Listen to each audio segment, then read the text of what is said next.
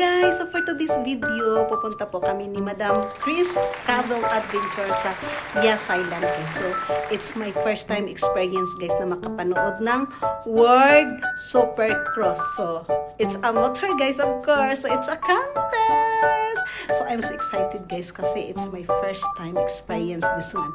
So let's check it out guys kung gaano ba sila kagaling mag-motor. Yes, so first time ko din itong napanood guys, actually doon sa Philippines, sa Pinas. So grabe ang ganda din. But this one guys is an indoor. Pero doon sa Pinas, outdoor kasi yon, mga mud like that. Pero yung mga motor na nakita ko, the same lang yung mga ginagamit nila. But I don't know about the power. So let's check it out guys. Tara na! Ito na ba yung sundo ko? Sundo ko nawala! Wala akong kaibigan. Ano daw? Napunta siya saan ka napunta, Madam Tina?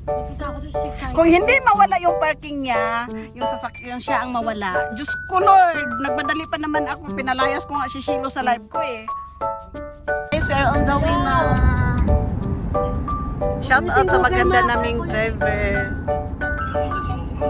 I know, I'm using Lobat sa Ramo, Lobat. The one is using the Google Map. The one is Lobat.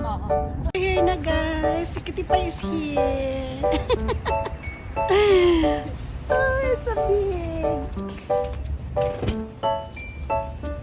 So we're here na guys. Etihad Arena entrance. Yeah, where we go, baby? Straight, right? Down. Down the... Yeah, no. Oh, diba? Welcome here, guys. Yes, Bay Waterfront. We came for the national channel. Ah, yeah. We came here, right? Before? Oh, we go na inside. Kami, nakabagi pa.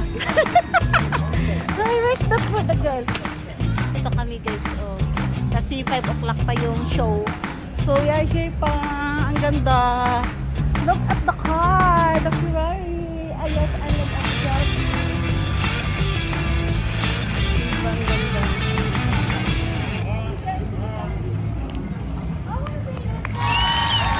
You want to be an S1 driver?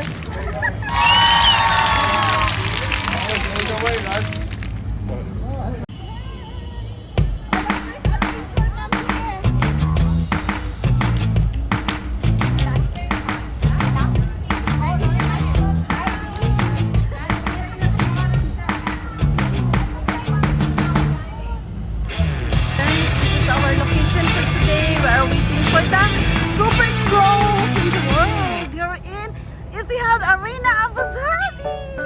See, look at ang ganda, diba? It's so nice, guys. Grabe, ang ganda dito. Pag sa Yas Island talaga, ang ganda na guys inside.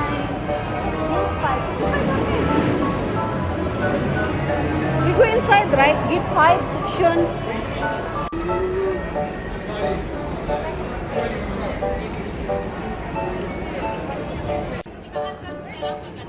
Nakikita ko din mo sa ko. Kulba, cameraman, kiti pa yun, shop camera woman. See, it's so nice. Welcome here. Where's to next? Etihad Arena. What's up?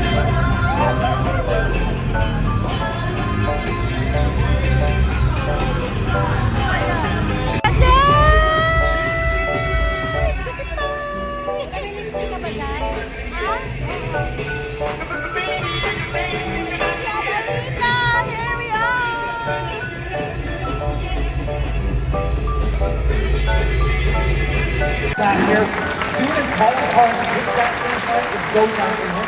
He's got about 40 seconds to get that lap in. Now, the key to these laps is to be smooth and zero mistakes. Put a small press in all the line and the whole straight out. It's been one of the quickest riders out there. Nice super section, bouncing straight through. Good momentum around the field. I will press the back.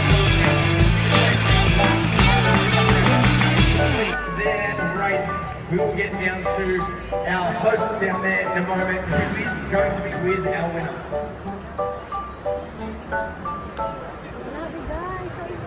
Oh my God. Managing mistakes, the name of the game here tonight. Vince, you're able to capitalize on others' mistakes, but also increase the race. How are you able to manage that? Yeah, that was awesome.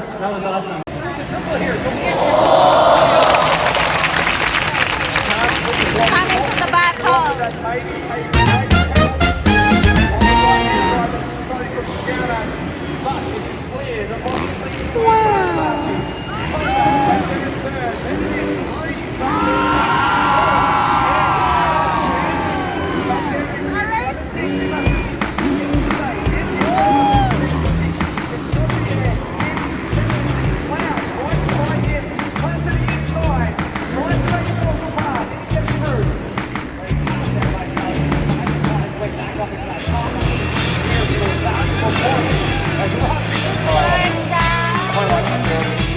So